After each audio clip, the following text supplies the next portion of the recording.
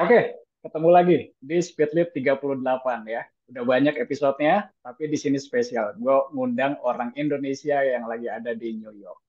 Gue sapa Ya. dulu orangnya. Halo, Hen. Halo Red, halo teman-teman. Oke. Gue mau curhat sama lu ya. Biasanya gue sama speaker gue beda waktu 12 jam. Gue di sini Hmm, terang, di sana udah malam. Kalau nggak kebalikannya. Tapi ini gue senang sama waktunya. iya, Jadi, jadi gue juga, jadi seru semangat ya. Jadi nggak beda waktu. Nah, nggak Hen, ngantuk ya Red. sedikit Hen. Lu di New York Ya, ngapain, Hen? ngapain ya Red? Ngabisin duit. Habisin Nggak duit, Red. asik. Kebetulan aku di Gimana, New gimana? York lagi tugas belajar. Lagi tugas belajar. S2 ya? Mm-mm. S2. Ngambil apa, Her? Saat ini ngambil Master of Public Administration Oke. di salah satu Mhm. kampus di Udah, spill East Coast. aja. Di mana? Ya, di Columbia University. Sadis. I feel Ah, like biasa nih, aja. ya kan? Bukan Harvard. Iya, iya, iya. Oke, tapi sekali lagi viewers gue jadi Hendiga tuh lagi tugas belajar. Tugas belajar tuh pasti kayak gini. Lu tetap jadi pegawai PNS Hmm, gitu ya, tapi dapat kesempatan, dapat beasiswa buat lanjut studi di luar. Dan gue sama Hendiga mulai sekolah dari D3 D4 dulu gitu ya, dan sekarang kita lagi lanjutin S2 gitu ya. Oke, Hen.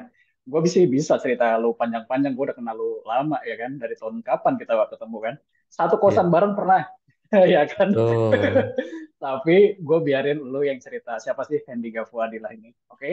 Dan lu punya Oke, 1 menit buat cerita nih siapa sih Hendiga gitu ya. Oke, 1 menit buat lu Hen.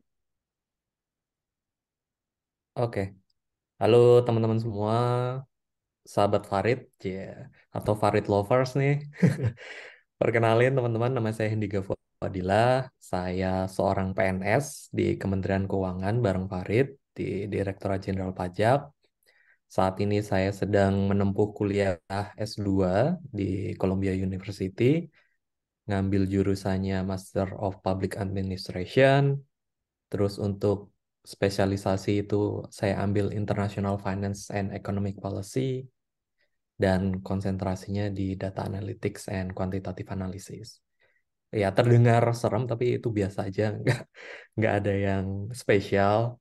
Terus dulu background saya dari akuntansi, saya lulus D3 D4 di Sekolah Tinggi Akuntansi Negara bareng Farid.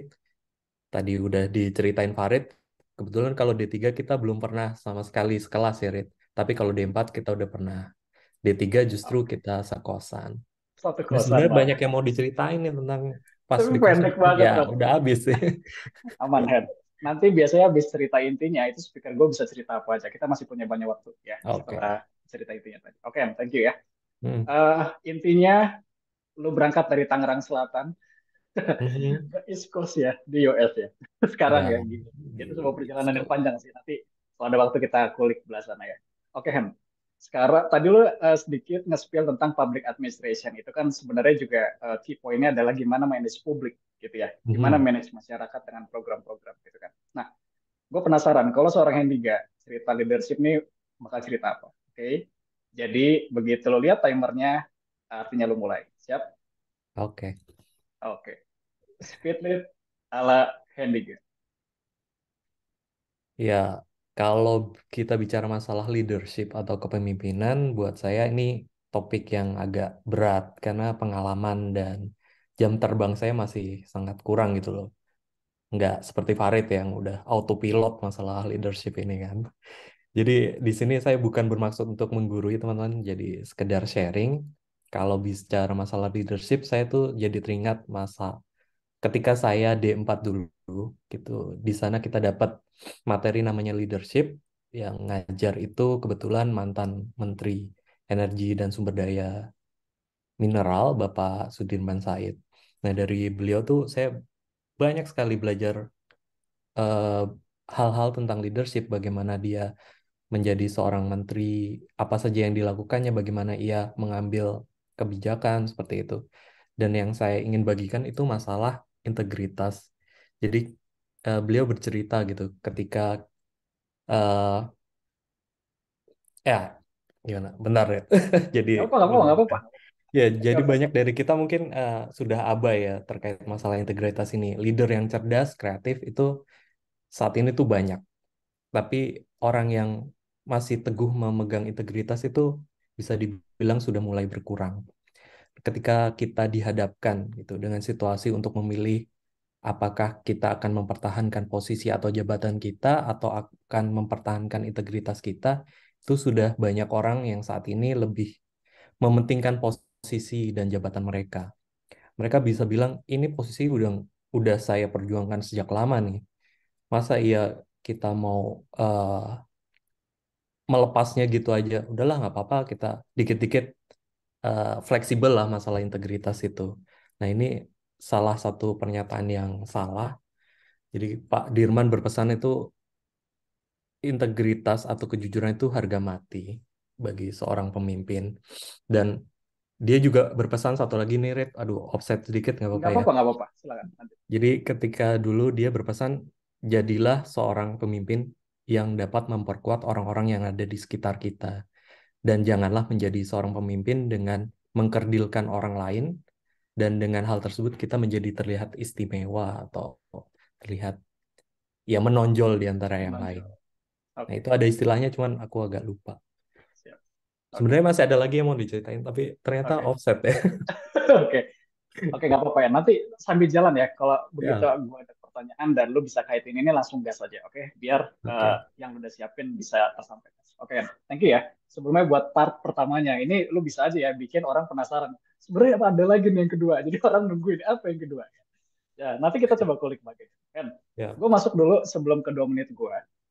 Gue setuju Pak Dirman itu ngasih banyak hal ya waktu kita sekolah ya, Hmm. waktu kita di 4 itu ya. Jadi seorang ex-menteri gitu ya, tapi sangat total ngasih makna-maknanya bukan tentang teori doang, tapi beneran sampai ke pengalamannya, sampai ke Hmm. value-nya banyak leadership, tapi dia pilih yang namanya integritas dan gue setuju itu mahal banget kan sekarang. Itu Orang powerful pengen banget sih viral itu. sekarang, orang pengen langsung ke atas instan, tapi kadang lupa sama yang lu bilang tadi benar, integritas. Oke, masuk ke 2 menit gue ya sekarang. Siap. Gue sih simpel nanyanya, apa bagian kedua yang pengen lu sampaikan? Lanjut, silakan. Pakai waktunya, Hen. Apa Nah, yang mau lu jadi sampaikan lagi? dulu juga Pak Dirman berpesan gitu loh. Sekarang tuh zamannya udah orang-orang mengira sesuatu yang buruk tuh hal yang wajar, Biasa. biasa. Dan Ya. orang takut gitu untuk memperbaikinya, untuk menjadi orang yang wajar. Hmm. Jadi beliau berpesan, ketika kalian berada di tengah-tengah ketidakwajaran, tetaplah mencoba menjadi orang yang benar atau wajar. Meskipun kita dibenci orang lain di sekitar kita, tetaplah bisa menjadi orang yang wajar. Nah, itu udah ada di tulisan beliau juga tuh, ada bukunya. Iya, iya, iya. Kita Tapi sempat aku dibagiin nggak sih? lupa, Ingat ya? iya lupa Iya, iya. detailnya. Oke. Thank you, Hen. Dan itu Tadi part menurutku 2-nya ya? powerful banget sih, Rit. Sampai sekarang Pasti, aku, pasti. oh iya, bagus juga. Benar. Di tengah ketidakwajaran ya, sebisa mungkin kita menjadi orang yang wajar. Oke. Jadi gini ya. Thank you, Hen. Part 2-nya. Ini jadi lengkap pesannya Pak Dirman tadi. Nanti pastinya gue tulis di deskripsi ya untuk menghargai beliau. Jadi, Siap. lo mau bilang, bukan membenarkan yang biasa, ya, Betul. tapi membiasakan yang benar. Ya kan? Betul. Ya, risikonya banyak, ya. Konsekuensinya banyak. Like and dislike, ya kan? Mhm. Bahkan sekarang ada istilahnya lovers sama haters, ya kan? Ya. Tapi ya itu tadi, mau gimana lagi? Itulah value yang harus dipegang sama siapapun. Kalau dia mau terlihat valuable dalam hal yang positif. Kira-kira gitu kan. Sekarang kan Betul. banyak caranya buat valuable, ya kan? Instan Mhm. juga banyak, viral juga banyak. Tapi pertanyaannya apakah semuanya valuable dalam hal positif? Gitu ya. Nah, walaupun 2 menitnya habis, gue punya pertanyaan satu lagi. Sekarang kita ngobrolin seorang Hendiga yang belajar leadership tadi, terus kerja dulu 2 tahun, ya kan? Kira-kira 2 tahun sebelum lanjut lagi S2 dan sekarang memutuskan gue pengen ke US, gitu ya. Dan gue pengen coba kaitin. Kan, menurut lo, Mhm. menurut lo, pandangan lo ya, gimana orang-orang US ngejaga integrity selama ini yang lo lihat? Misal, ada yang unik nih pengalamannya. Wah, Red, gue pernah nih ketemu orang US yang kita sangka individual, nggak acuh, yang apa nggak cuek sama orang, tapi ternyata itulah cara dia untuk menjaga respect orang lain, misalnya kayak gitu, atau apapun lah pengalaman-pengalaman kayak gitu yang sempat lu Mhm. temui di kampus atau di luar kampus. Dan gue coba kasih contoh biar lebih clear lagi. Mhm. Kemarin ada senior kita dari Chatgen namanya Kang Agil, ya dari STAN juga. dia kerja, sekarang dia kuliahnya di USC, Southern California, dan dia part time sama bos US, di mana bos US-nya anti micromanaging. Jadi nggak ada tuh ngatur-ngatur sampai lo harus lakuin apa setiap hari. Jadi Hmm. selama lo dapat SOP, tinggal tunggu kalau ada masalah lapor, dan itu kan jadinya bikin ruang yang fleksibel buat bawahannya, termasuk Kang Agil. Nah, itu pengalaman dia bersinggungan dengan orang US. Nah, gue Ya. tanya sama lo, kalau lo sempat nggak punya pengalaman yang kayak gitu, dan syukur-syukur bisa relate nih sama cerita leadership kita tadi, integritas. Hmm. Ya, ya. That's a good point, Ada Rick. nggak Hmm. kira-kira?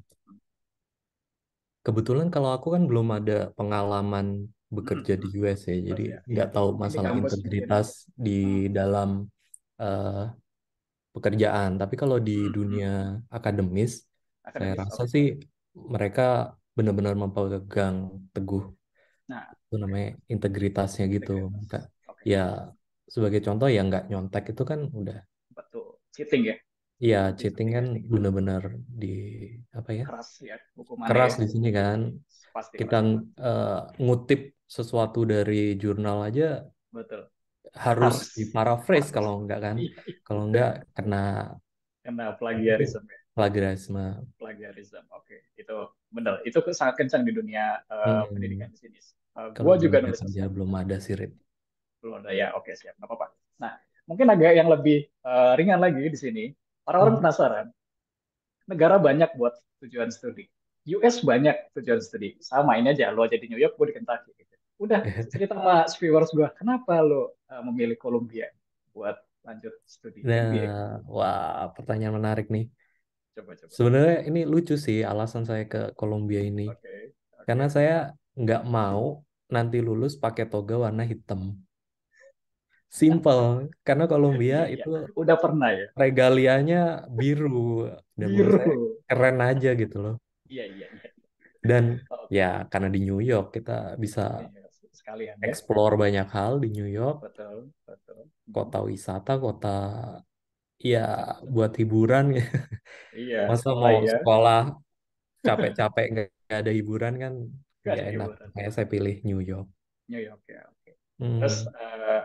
langsung ke deeper nih kita, dig deeper ya, jurusannya. Dan Hmm. kenapa lo memilih akhirnya ke ranah yang internasional tadi kan, spesialisasinya? Ya buat saya karena ingin mencoba hal baru karena sebelumnya akuntansi melulu udah Bosan bosen. ya, Nah, emang dari awal tuh tertarik masalah ekonomi, Rit. ekonomi. Saya lihat kan ini masih bisa berkembang, dunia ekonomi kan bisa Oke, berkembang banget dan masih banyak yang bisa dieksplor. oke, Dan setelah nyemplung di sini ternyata memang menarik gitu loh dunia ekonomi. Makanya saya ambil masalah oke. ekonomi, International Finance and Economic Ini Policy, juga. spesialisasi Hmm, saya. oke. Dan dari judul spesialisasinya udah panjang. Ada policy-nya, ada economics-nya, ya, Iya, ada international views-nya, ya kan? menarik juga Finance-nya. gitu masalah politik. Meskipun Betul. kita nggak boleh sebagai PNS Ke sana. Tapi kan dapat berkontribusi lah di politik, teorinya ya kira-kira. dapat teorinya. Cakep. Oke.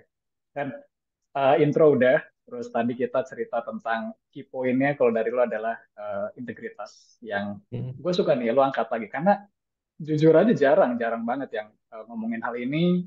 Ngomong leadership gampang, tapi kalau ranah integritas orang juga bingung kan.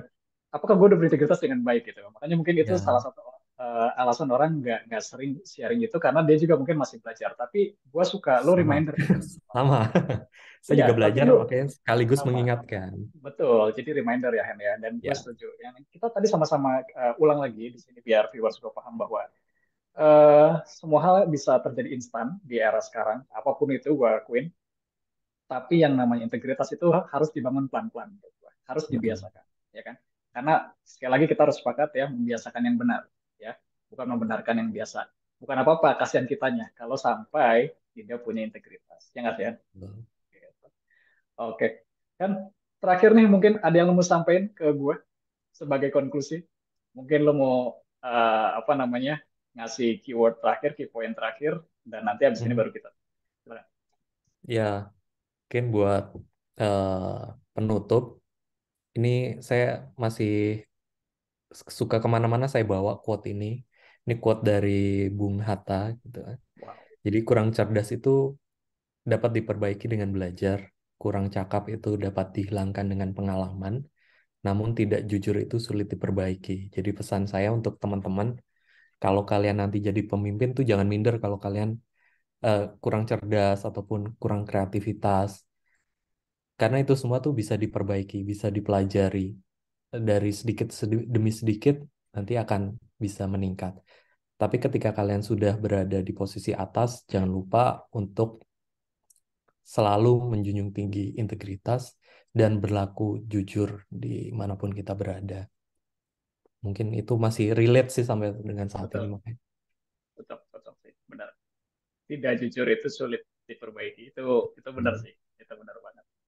Karena jadi habit ya, kan ya? Karena jadi bawaan kan. Dan kalau sampai ya amit-amit ya bahasanya gitu ya. Kalau sampai dewasa sampai belum bisa aware atau concern ke arah ke sana, kasihan juga ya gitu ya. Kasihan Hmm. dianya, kasihan yang di elite-nya. Ya kasihan kira-kira. Oke. Kan, makasih banyak ya. Obrolan makan siang yang sangat berbobot. Kita nggak pernah ngobrolin kayak gini kecuali di kelas. Terlalu serius ya, Rita.